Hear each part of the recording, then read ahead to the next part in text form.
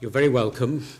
I'll leave you if you want to introduce yourself and say a little bit more about your roles, and then to make a short statement, and then we'll have questions for you. Do speak into the mics, as we've had a struggle with that at times during the hearing. So, Glenn, thank you very much, Chairman, and good afternoon, ladies and gentlemen. My name is Glenn Houston. I'm the Chief Executive of the Regulation and Quality Improvement Authority, and I've held that position since 2009. And good afternoon. My name is David Stewart. I'm the Medical Director and Reviews Director of the Regulation and Quality Improvement Authority, and I had a specific role in chairing the group that carried out the unscheduled care review. Glenn, if you want to make your statement, I will keep you reasonably to time, and then we'll go into questions. So, thank you very much, Chairman. The Regulation and Quality Improvement Authority, or RQIA, is the independent body responsible for regulating and inspecting the quality and availability of health and social care services in Northern Ireland. RQIA operates under the provisions of the Health and Personal Social Services Quality Improvement and Regulation Order 2003. Under Article 35 of that order, we have the authority to carry out investigations, inspections and reviews. This same legislation introduced a statutory duty of quality for all health and social care organisations under Article 34. In our activities, we have adopted a systematic approach to human rights, and we are designated as a national preventative mechanism under the provisions of the United Nations Optional Protocol for the Convention Against Torture. In January 2008, following an outbreak of Clostridium difficile in the Northern Health and Social Care Trust, RQIA was tasked with conducting unannounced infection prevention and hygiene inspections in all hospitals. Since then, RQIA has conducted an ongoing rolling programme of infection prevention and hygiene inspections at all hospitals in Northern Ireland. In 2012, following an outbreak of Pseudomonas in neonatal units, this inspection programme was extended to include augmented care settings in hospitals such as adult intensive care and neonatal units. Following the declaration of a major incident at the Royal Victoria Hospital and concerns brought to RQIA's attention by medical staff at that hospital on the 30th of January 2014, we were asked by the Health Minister, Edwin Poots, to conduct an inspection of the emergency department and the acute medical unit at the Royal. The inspection commenced the following day, and it took place over 4 days. It focused on a range of issues, including staffing levels for nursing and medical staff, safety issues, the environment, and the patient experience. RQIA observed practice in departments and wards, observed team meetings, and examined documentation and patient care records. During the inspection, our team of inspectors spoke to over 100 staff from a wide range of disciplines and to patients and their relatives. Following the inspection, we provided feedback to a large group of staff at the Royal Victoria Hospital, including the Belfast Trust's senior management team, highlighting key areas of concern. In our inspection report, RQIA made a total of 59 recommendations for improvement at the hospital. RQIA has conducted a follow-up inspection to examine the actions of the Trust to address these recommendations, and a report of our findings will be published later this year. RQIA was also tasked, Chair, with undertaking a separate review of arrangements for management and coordination of unscheduled care in the Belfast Trust, and that review was chaired by my colleague Dr. Stewart, and it was published in June 2014.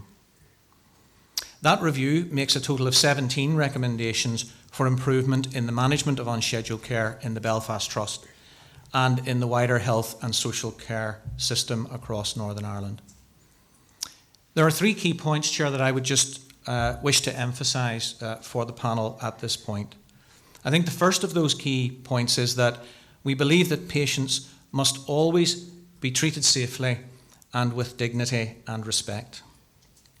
In November 2008, the Department of Health, Social Services and Public Safety published the Patient and Client Experience Standards. These standards are respect, attitude, behaviour, communication, and privacy and dignity. RQIA has used these standards as a performance measure during inspections and reviews. And during the past year, we've carried out a programme of inspections of acute hospitals to assess the experiences of older people in acute wards. These inspections have been carried out by our full-time inspectors accompanied by lay assessors.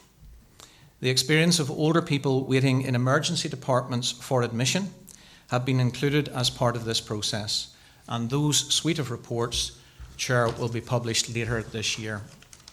The second point I want to emphasise is that it is our view that emergency departments must not be looked at in isolation, but as part of the wider hospital system. This requires attention to examining patient flows throughout the hospital. During our inspection of the Royal Victoria Hospital in January and February of this year, we found there were very significant challenges being experienced by staff in ensuring the smooth flow of patients across the hospital. And the wider review of unscheduled care, which was published in June 2014, recommends a number of actions to improve this. These include establishing arrangements for suitable patients to go directly for assessment to an appropriate specialist rather than attending the emergency department. The panel may also wish to note that RQIA has also recently completed a review of discharge arrangements at acute hospitals. This review report will also be published in October 2014. And the third point I want to emphasise, Chair, is that RQIA inspects all acute hospitals across Northern Ireland in relation to infection prevention and hygiene. However, the Minister for Health, Social Services and Public Safety has asked RQIA to introduce a rolling programme of unannounced hospital inspections from April 2015, focusing on three key themes. And these themes are: is care safe? Is care effective? And is care compassionate? And RQIA is currently planning for the introduction of this new programme of inspections. And Chair, if I may just take another minute to sum up. The three, I think, key points from our perspective is that the issue of care in our emergency departments in Northern Ireland must be looked at as a system-wide issue around patient flows. Dignity and respect are key considerations from the patient's perspective. And my final point is that older people must be able to feel confident and assured that when they go into hospital, they will receive the care they need, provided by skilled and competent staff in a safe environment. Thank you very much. Glenn, thank you. If I could kick off, and unlike this question I've asked others, I'm really going to ask this from two perspectives. The first is for the RQIA as the regulatory body, and then perhaps to ask you to step back secondly, and with your knowledge of what you've gleaned from inspections over the piece in emergency departments, to answer the same question from the perspective of your knowledge of the emergency department. So from the RQIA's point of view, can you tell us, as the regulatory body and the inspectorate, what are the key resource and non-resource issues, first of all, for you as an organisation? And then secondly, stepping back to reflect on what you've learnt from emergency departments, what you think are the key resource and non-resource issues for emergency departments across Northern Ireland. So if we start with your own agency, and I'm mindful of you have a fairly significant extended mandate to operate in from 2015-16. So what are the key resource and non-resource issues for you as an organisation, first of all? I think, Chair, that's a very relevant and appropriate question in the context of the journey that this organisation has been on since its establishment in 2005. We have taken on a number of additional functions since then, including the responsibilities of the former Mental Health Commission. We have developed our inspection footfall in a number of ways. There are an increasing number, for example, of registered independent care providers. There are now approximately 1,400 registered independent care providers, all of whom require an inspection at least once a year, and some require inspections more often. Over the course of that same period, as I've outlined in my opening statement, Chair, we've developed our programme of inspections in response to specific events. So in acute hospitals, the programme of hygiene and infection prevention inspections was introduced around 2008 on the back of the C. difficile outbreak, and was further extended in 2011 on the back of the Pseudomonas outbreak. We rely very much on a team of skilled and qualified inspectors. And that team is drawn mainly from individuals who have experience of working in health and social care settings. And those teams are supplemented and augmented by lay reviewers and lay inspectors.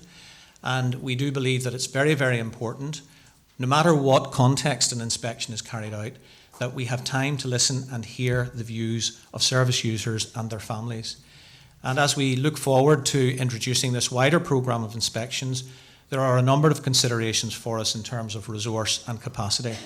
And I'll ask Dr. Stewart to say a little bit more about that, because he has been involved with others in the organisation in giving consideration to planning for those inspections. David? Yes, well, if I start maybe in relation to the RQIA role, and then I'll maybe take the second part of the question, looking at the wider system issues. Yep.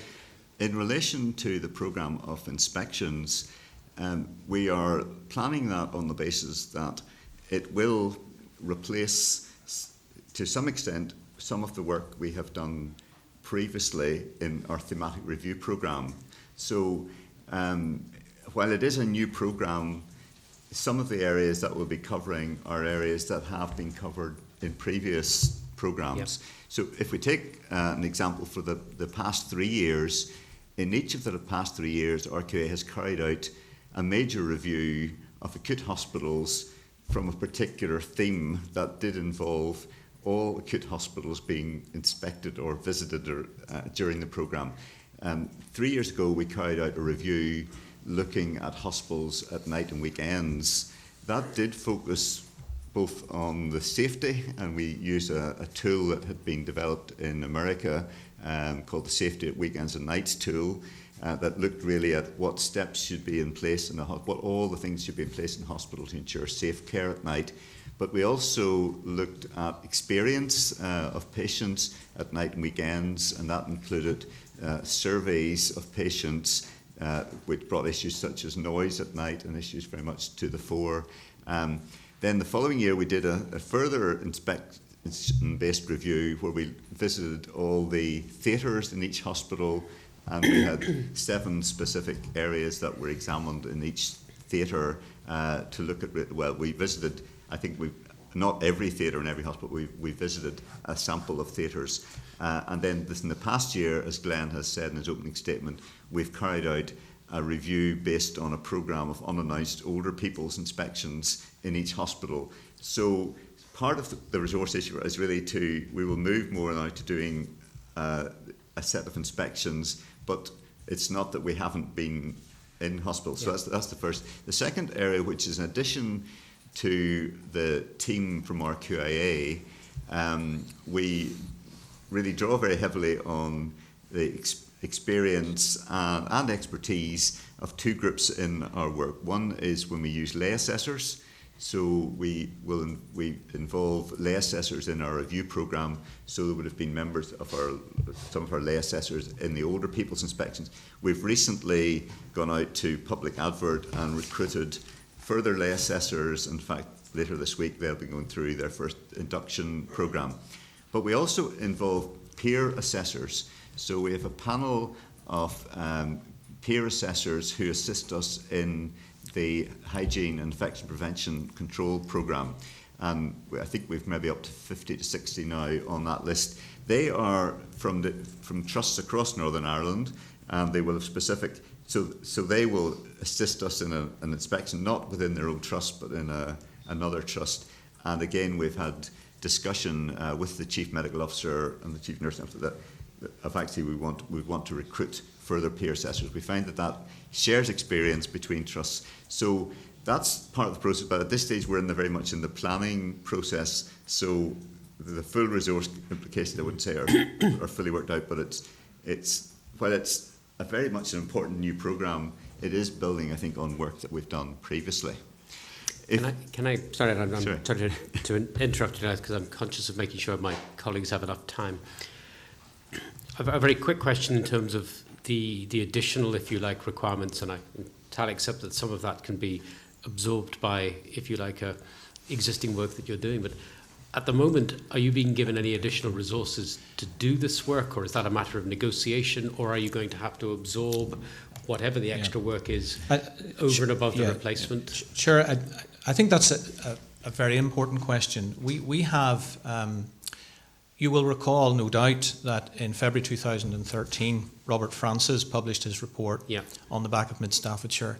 And as a result of I think it was 290 recommendations in that report, the Care Quality Commission, which is our sister organisation in England, has received a significant investment in resource. Now, it's a much bigger enterprise with a much bigger span of functions. We have already signalled to the Department of Health, Social Services and Public Safety the need for additional capacity in the form of 2 business cases which are currently with the department. It's quite likely that on the back of the work that we'll be doing, as David and my colleagues already explained, we'll be looking at how we can deal with that within our current available resource, but there may also be additional capacity requirements. And if there are, we are duty bound to flag those up to the department for consideration.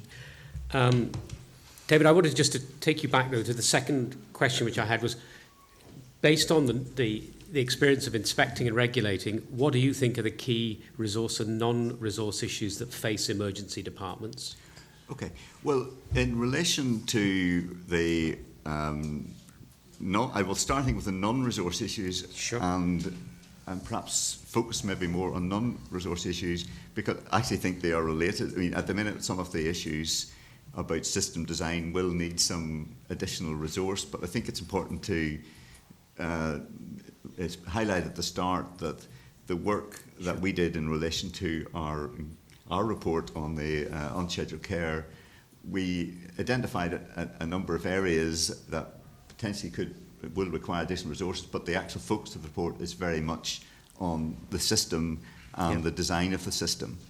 And so in that case, I will start in relation to some of the key areas that emerged through that work. I should say that particular piece of work was complementary, but it was a separate piece of work, obviously, to the inspection. The inspection focused on an unannounced and immediate inspection. This was a wider investigation where we brought in a team from across Great Britain who had specific expertise in the different areas of unscheduled care. And I think that one of the key messages I think that came through from that for me, if you like, in chairing this, was that you cannot look at emergency departments as a separate entity. You must look at them as their role within the entire system. And indeed, if you read our report, you will see it certainly describes issues in the emergency department, but actually it focuses to be fair, on the recommendations, very little on the emergency department. And so the non-resource issues, no, that's unfair. They may be resource issues, I'm not saying, but the strategic design issue that comes, we think, very strongly, we hope, through the report, is to look at who actually goes to emergency departments and is that the right location for that person. And emergency departments carry out a number of functions, as I'm sure other witnesses will have described to the panel. But the emergency department, in some hospitals, in fact in most hospitals in Northern Ireland, would be frequently the main, if not exclusive, front door to be admitted as a patient for unscheduled care. So that if a patient actually walks in, because they feel they need to go to the emergency department, clearly that's someone who assesses that they need to go to the emergency department, and they go in, and they are seen and managed within the emergency department. If it's an emergency situation that requires a 999 type, an ambulance, such as someone who's had a major cardiac event or a stroke, or they've had a trauma case, then that patient clearly goes to the emergency department. But a significant number of people go to emergency departments who are actually there after having been already assessed or and being in contact, say, with their general practitioner. And what we're saying in this report is that the potential should be looked at for alternatives to emergency department as the place with which patients should be brought if they require an assessment. And that assessment is, they've already had an initial assessment or an opinion by their general practitioner or sometimes by another professional, and that hospitals, and the report, I should say, focused very much on the Belfast Trust, but we did take a wider view. But in the Belfast Trust, for example, we made recommendations that at the City Hospital there should be arrangements in place so that older people who've been seen by their general practitioner could be brought to potentially the City Hospital or to an assessment area, and then a decision could be made as to what investigations they require, and potentially they could be discharged home if that's appropriate for them, or they could be admitted directly and they wouldn't actually go through the emergency department. Now, this is not new in the sense of Northern Ireland, in that in the Northern Trust, for example, they have opened up an alternative admission unit for general practitioners for patients to a GP assessment area. Alton-the-Gelvin Hospital has a long history of having been looking at the potential for patients to be admitted directly to specialist teams, and in other areas in the Belfast Trust, there would have been patterns where people can be admitted, for example, cardiac patients can be admitted into the City Hospital directly. So we think there's a significant system design issue, but it may require a resource to put in place. Obviously, now we don't in RQA, in that sense, do a resource assessment. It may need resources to be assessed or to be, as to what would be required to put this alternative in place. But we feel there's a lot of benefit could be gained for patients if, in fact, they don't go through a loop in the system. And over time, in fact, that may have a released resources, because if you focus on the flow of patients going through the system, they are actually potentially going to go through the system more quickly, access investigations more quickly. So the report is really recommending a quite significant look at how patients, particularly those patients who access the medical specialties as opposed to surgical specialties, really, are admitted to hospital. What we found in the Belfast Trust is there'd been a fundamental reorganisation of surgical services, where the emergency surgical services were working effectively. In that case, there is a single emergency centre and patients are brought to that centre.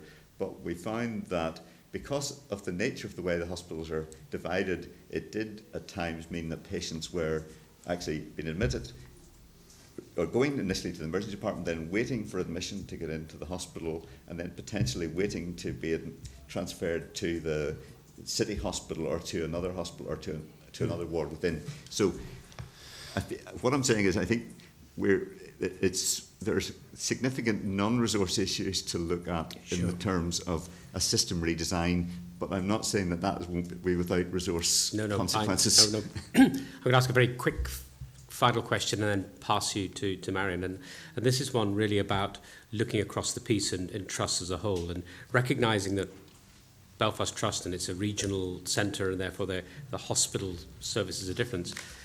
But from your experience, how much do the fact that different things and different initiatives have been done in different trusts, some seem to have worked quite well from our initial look at others perhaps less so, but how much does good practice get spread, for example, around emergency departments across trusts How much is there really a kind of process of knitting together the experience across the trust, or are they doing largely their own things in isolation from one another? What's your impression of kind of that sense of whether things are very different in different places depending on who leads the trust or what the circumstances are? Well, I think, first of all, I think we would certainly have seen in this piece of work that there were really good examples of innovative practice in all trusts. Each trust has good examples of innovative practice. In some cases, those initiatives had been shared with other trusts. As I could give you an example where in the Southern Trust, who were here I think earlier today, they have developed what is, certainly in their view of the team who came from outside TP, is a really significant development in terms of an information system to assist the flow of patients to the hospital. The Western Trust, who I'm not sure if you've met yet, but they became aware of that system, and they took that system and have implemented it into Alton McElvin Hospital. So there are examples of good practice. But in our view, really, was that not all of the examples were known about across the system. And as part of the work for the Unscheduled Care Review, we did host a summit event where we brought all of the trusts across Northern Ireland and the ambulance service and other regional partner organisations together, and that was an opportunity for people to share good examples, of initiatives that had happened, and some cases that things that had been tried and didn't work as effectively. And so I think we did feel that one of the recommendations that was important to say in the report was that there should be a clear process in place that as initiatives are tested, they are shared, because it is very important that people don't go down a route which maybe has been shown in one trust not to be successful, just as a go down a route that has been successful. Thank you. I'm going to pass you to Marion. I have two questions, and you possibly have touched on the answer to this one, but in part, but I want to take it a wee bit further. In terms of your recommendations into the emergency department at the Royal Victoria Hospital, how do you ensure that the trust implements the recommendations into their practice, and what arrangements have you in place to monitor ongoing levels of compliance? Go ahead. Okay, thank you. Well, in terms, if we take the two reports, I think the main focus in that, in the question initially would be on the inspection we carried out actually at the time following the major incident. So in relation to that report, there were a series of recommendations. The process that we, through our inspection process, and the same would be the case for our hygiene inspection, is we ask the trust to complete a quality improvement plan which sets out what the trust is setting out to deliver against each of the recommendations. Some of those recommendations were very short term, some of them would have taken a longer period, will take a longer period, but the nature of that initial set of recommendations was really, I suppose, in that sense, immediate recommendations made on the back of an unannounced inspection. The unscheduled care report is a wider set of recommendations for a longer term process, or a short, medium to longer term. So the process that we then engage in depends really on the circumstances, but in this case we carried out one initial visit to the trust to look to see the progress in relation to the recommendations, and we will carry out a further visit, and reports on those visit will actually be reported, but after, as public, in the public domain later. But the process then will be, if we've identified that perhaps there isn't progress in a particular area, we will then have brought that to attention in the next report. So from that inspection, we would follow up directly on the individual inspection. But that, I think, system may change next year if as we're introducing a new programme of hospital inspections. It's probably more likely we would then focus on following up inspections through the process of the wider hospital inspection. If we look at the process in relation to the recommendations in the unscheduled care report, as a panel, I'm sure we're made aware of by representatives from the CMO and I think in the CNO, there is a very clear structure has been put in place to take forward the recommendations of this report and other relevant reports that relate to unscheduled care.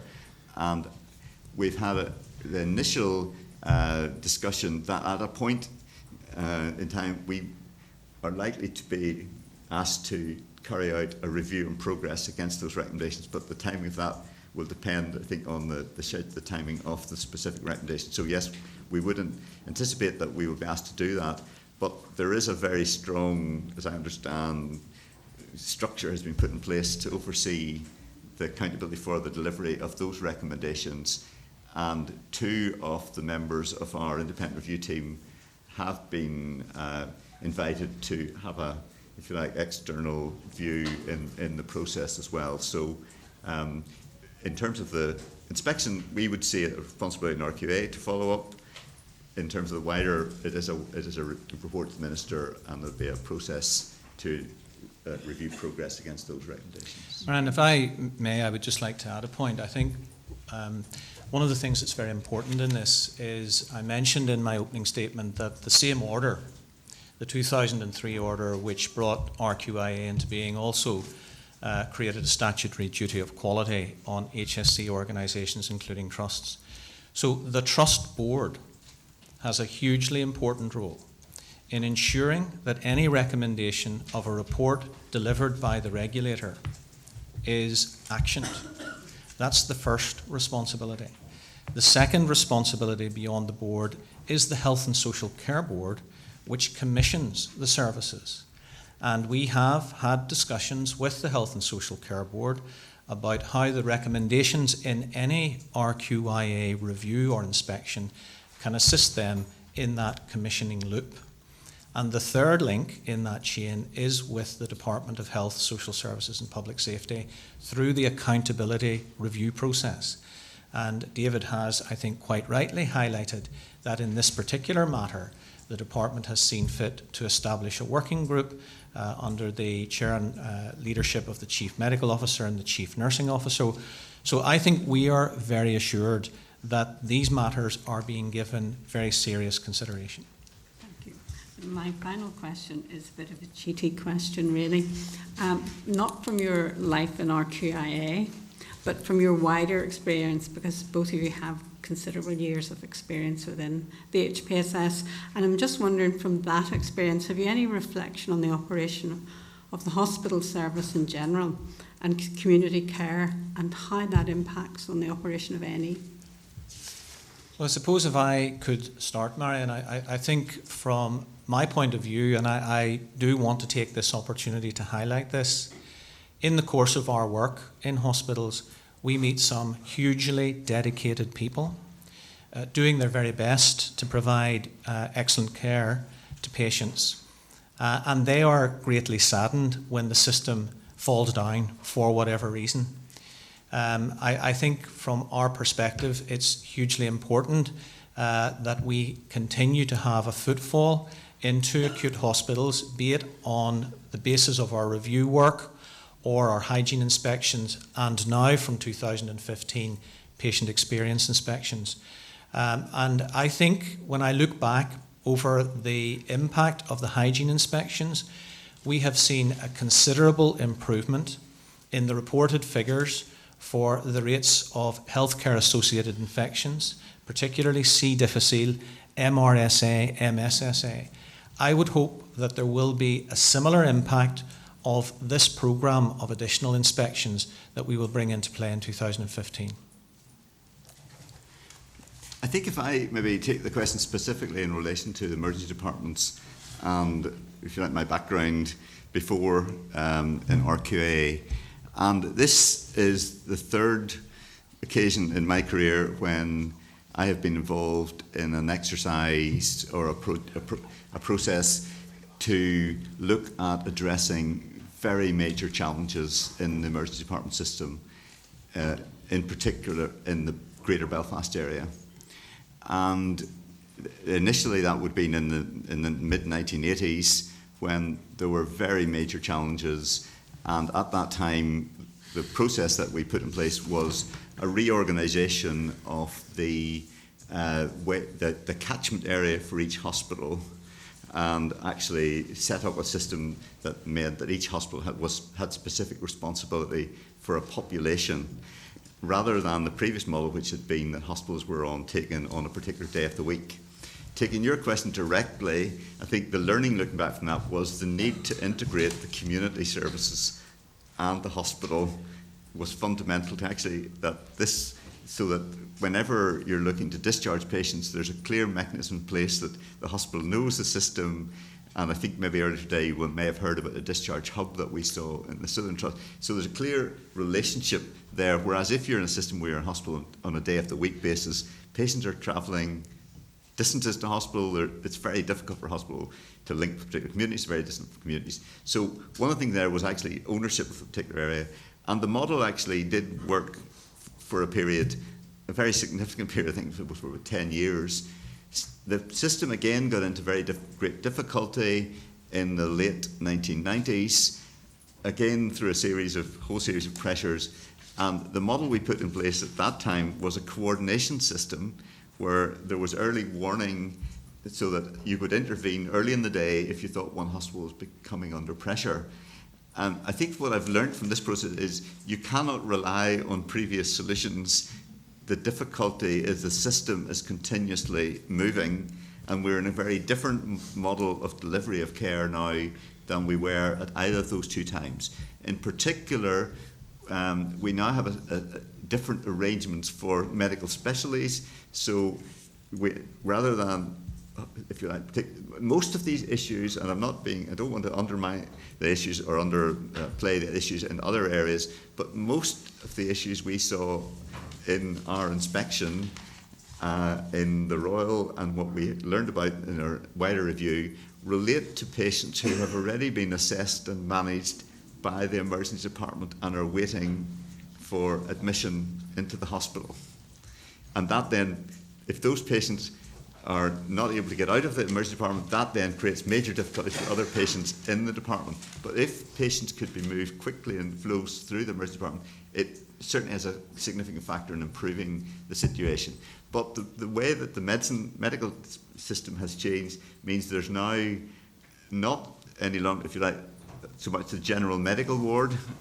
There are, in fact, an acute medical unit system. So again, looking at both the inspection report and the review report, you'll see we have focused very heavily actually on the functioning of the acute medical unit. The next step in the process, rather so much than in the emergency department, that in fact that unit was looking after patients really across the hospital out in other wards and creating difficulty in management. So what I'm saying is that what I've learned is I think we need systems that have very strong coordination between communities and hospitals. What we need is systems that ensure that there's information being collected on an ongoing basis. You don't want to you need to intervene much early in the day if you see a problem emerging, but you also need to design the system now, as I said I think earlier, so that patients can get to the assessment areas of the hospital if possible without going through the emergency department. Thanks, David. Okay, I'm going to pass you now to Paul. Thank you very much. I've got a few questions, and it might be we run out of time, but perhaps you could be as brief as possible. And I think Les will explain later that should you wish to amplify your comments later, you can. So, first question.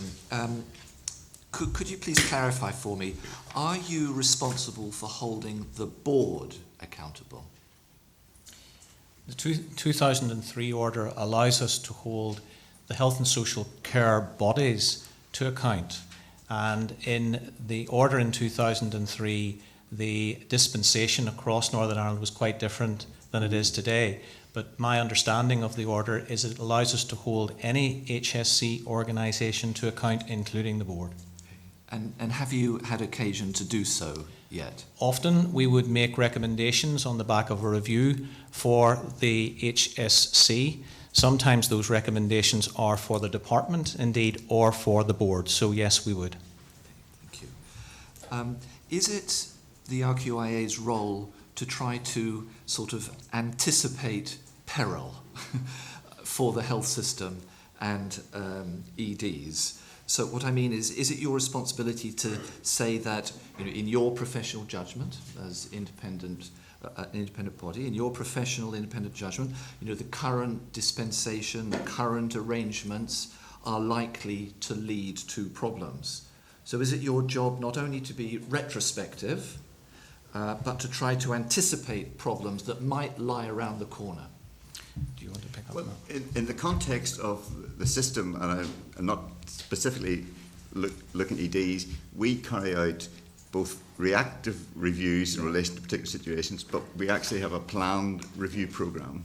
So we have a published 3-year review programme that is following a public consultation. Areas are brought to our attention, and we look at those. And for example, we've just recently completed a review of stroke services, and that was to see whether the stroke strategy had been implemented. Right. And that would be, I think, from your question, a proactive approach, right, because we will have brought people with specific expertise in stroke services, and we will be making recommendations that relate to how stroke services may develop into the future. So we do carry out both, but with the scale of our organisation, we can't essentially look at every service, but we do carry out both proactive and if I may just add a very brief statement, as part of our consultation around the programme, we would consult with the department and with the other health and social care organisations, and they can make suggestions or recommendations for areas of focus within the review programme where they believe that focus might bring improvement,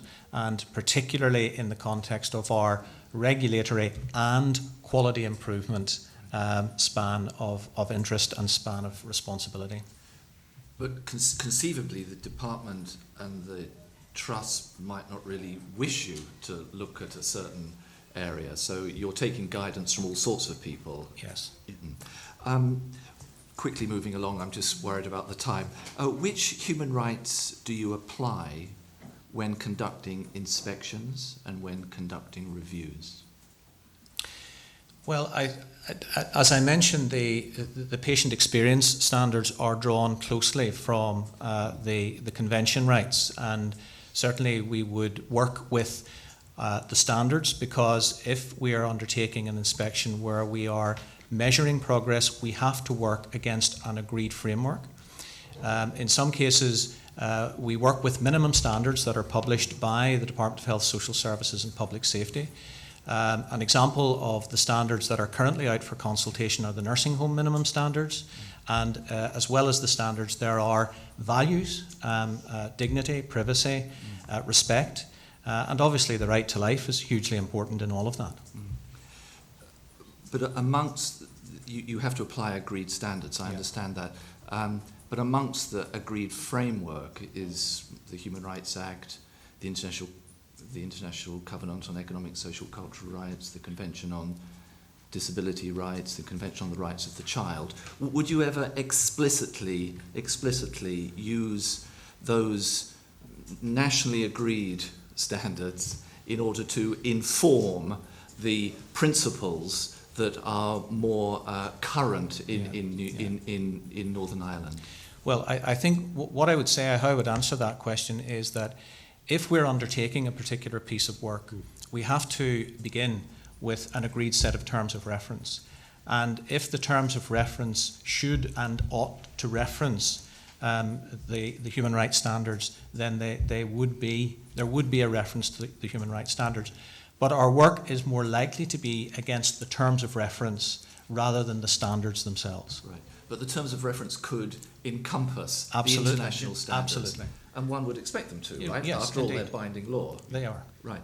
And who negotiates those terms of reference? You on the one hand and? We on the one hand, and usually particularly if a review has been requested directly by the department, the minister may wish to ensure that the terms of reference that are set for that piece of work cover the issues that he wishes to be covered, but a large part of the responsibility for setting those terms of reference rests with us. Right, and I'm sure you wish to ensure compliance with the relevant law.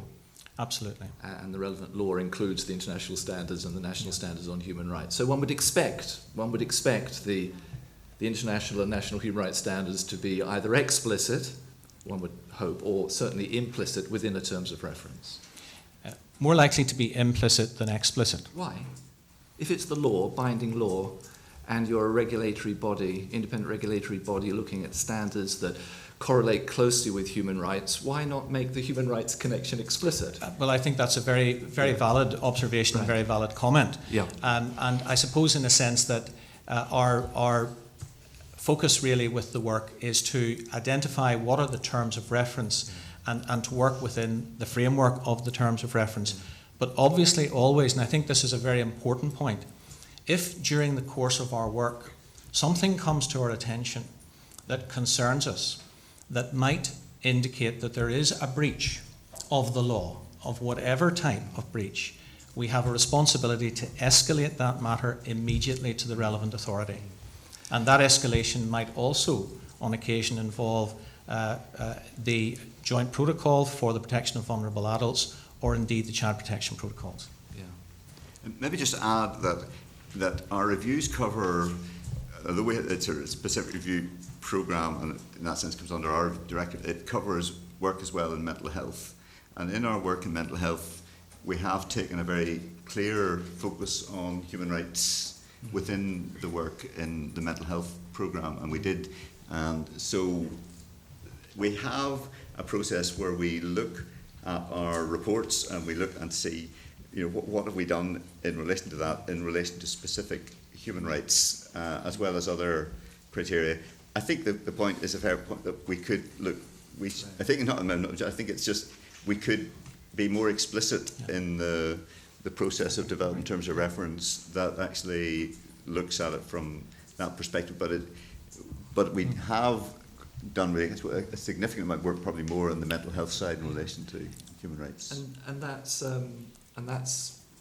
to be commended. I would just encourage you to expand that.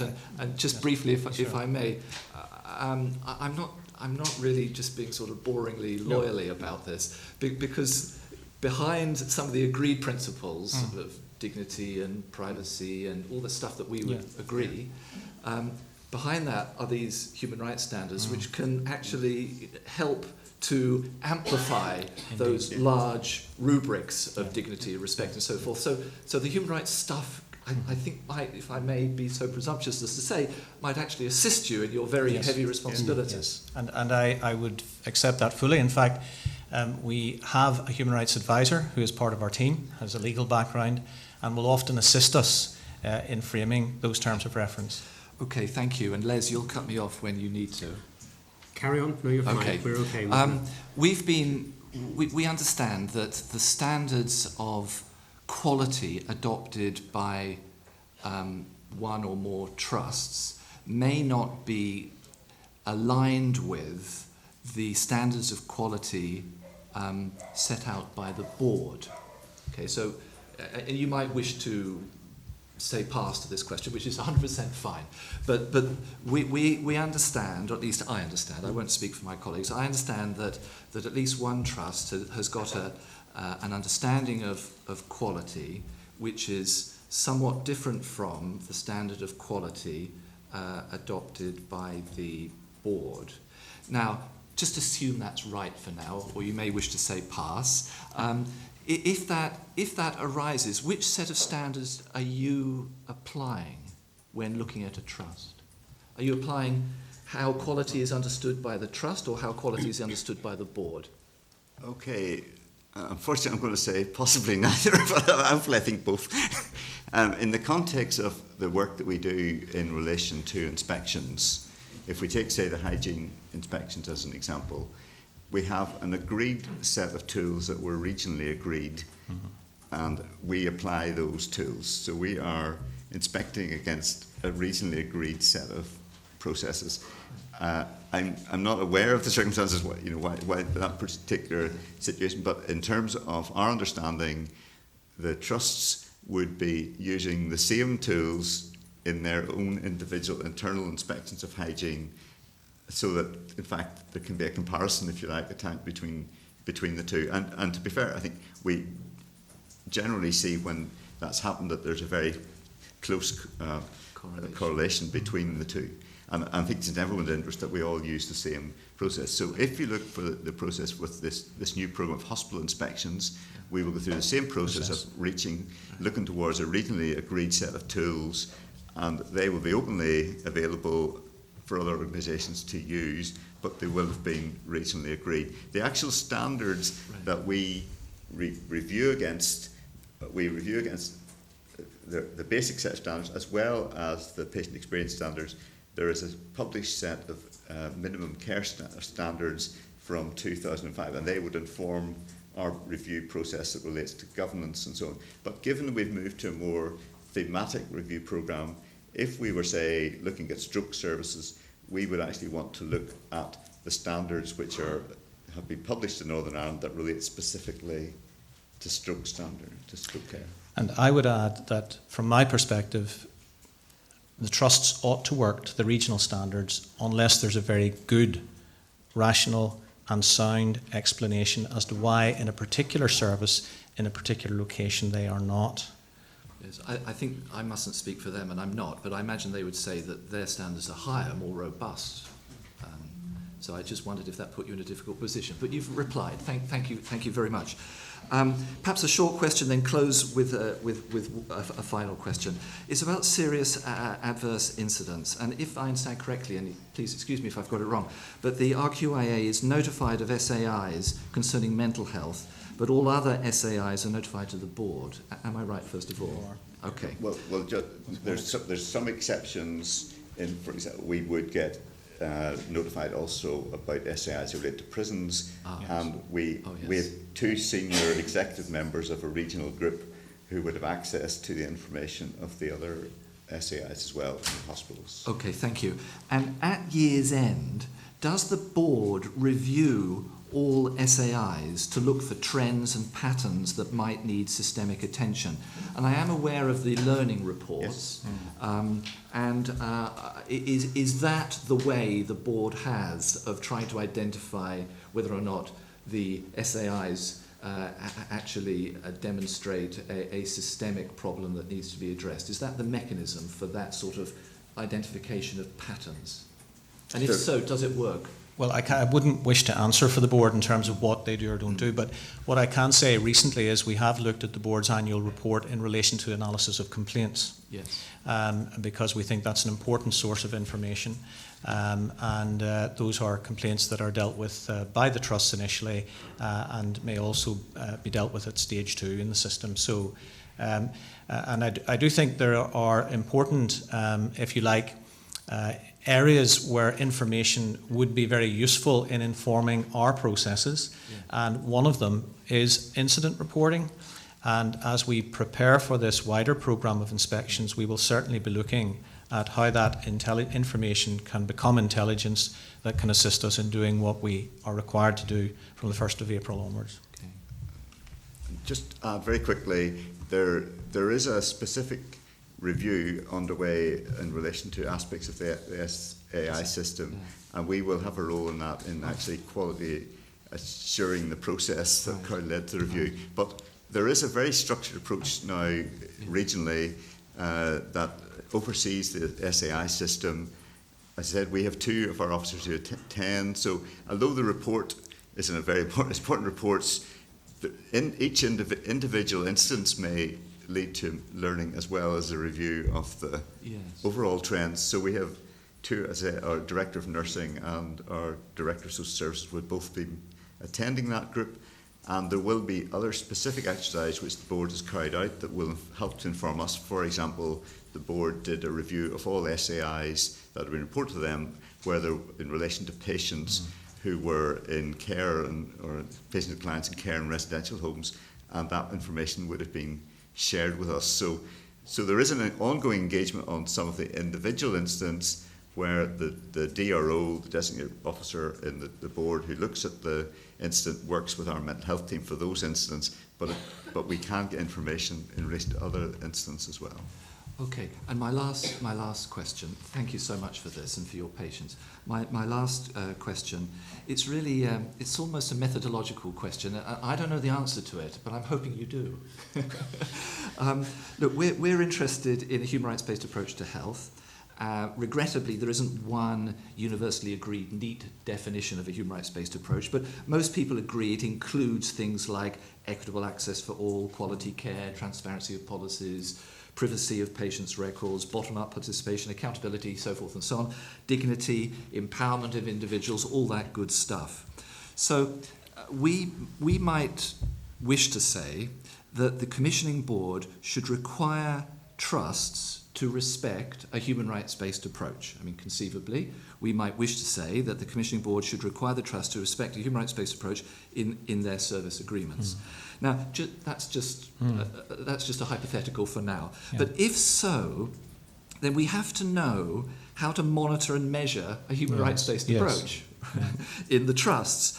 So what I'm not clear about in my mind yet is that does the board have suitable methods for monitoring and measuring a human rights-based approach? You see, I think that monitoring and measuring a human rights-based approach cannot be done by quantitative indicators alone, the staple diet.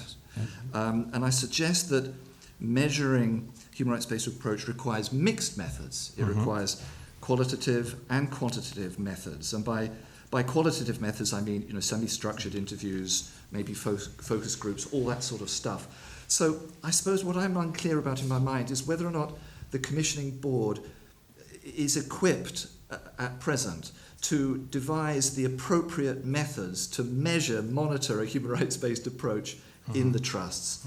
And would this be quite a challenging departure for the board, or is it likely to be problematic, or are they on course for doing that already?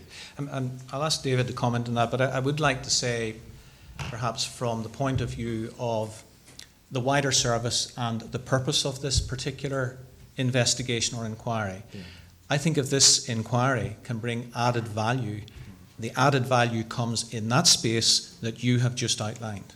Because that is where I think we can have a very helpful and rounded conversation about how do we do just that. Because unless we have that very rounded conversation, I think we'll all be grasping at straws.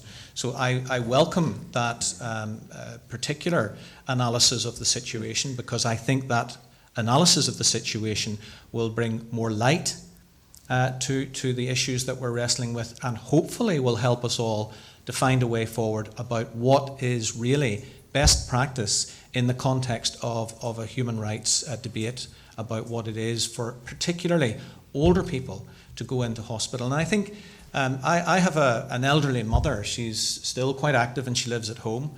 But one of her greatest fears is the prospect that she might have to go into hospital. And I would like us to get to a space where no older person in Northern Ireland ever feels fearful about having to go into an emergency department, other than fear about the condition they're going in with, not about the condition they're going to meet when they go through the door. And does the board, or indeed the RQIA, have the methods to do that mixed method analysis at present, or is that work in progress? And I think in the context of RQA, we are now using mixed methods. Okay. So, for example, in our stroke review, we will have had focus groups with patients.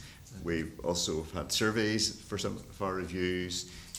We've interviews with individual clients and time. So there's a range of methods. In fact, we're looking to extend the methods. But maybe just take back to, I think, the methodological question. Yes. And the regional, we have a series of regional organisations who you will have either met or will be meeting as part of this process.